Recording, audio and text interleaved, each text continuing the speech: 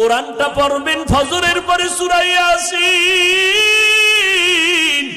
জোহরের নামাজের পরে সূরাতুর রহমান তেলাওয়াত করবেন, আসরের নামাজের পরে আম্মা ইয়াতাসাআলুন, মাগরিবের নামাজের পরে সূরা ওয়াকিয়া তেলাওয়াত করবেন, এশার নামাজের পরে সূরা মুলুক তেলাওয়াত করবেন।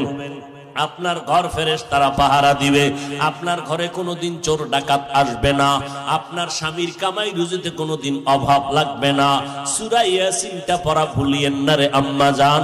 কপাল খারাপ, দুনিয়ার সব কিছুই শিখলেন, কোরআন পড়া শিখলেন না। আমি ছোটবেলার থেকে বলতেছিলাম, ভুলে গেছিলাম, আম্মা জান আমাদের গজল শিখাইতেন, আম্মা জান আমাদের কোরআন পড়া শিখাইছেন।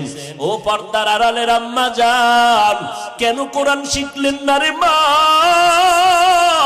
কোরআনের মতো আর এত মধুর তেলাওয়াত কই পাইবেন?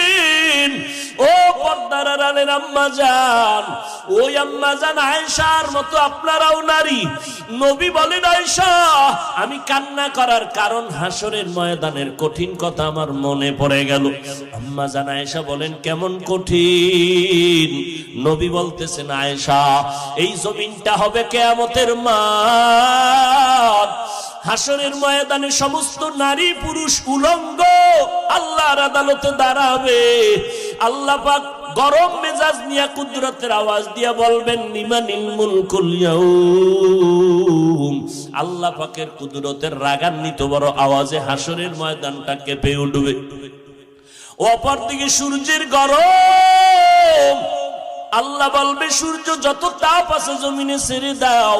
অন্যদিকে জাহান্নামের আওয়াজ, জাহান্নামের আওয়াজে হাসরের মাঠ থরথর করে কেঁপে উঠবে। নবীজি বলেন, ও আয়েশা নবীদের কোনো গুনাহ নাই, সেই নবীরা পর্যন্ত কান্না শুরু করবেন, হাউমাউ করে কাঁদবেন আর বলবেন, উম্মতের কথা সব নবীরা ভুলিয়া কাঁদবেন, আল্লাহ আমাকে বাঁচাও। আদম নবী কান্না শুরু করবেন, আল্লাহ আমারে বাঁচাও।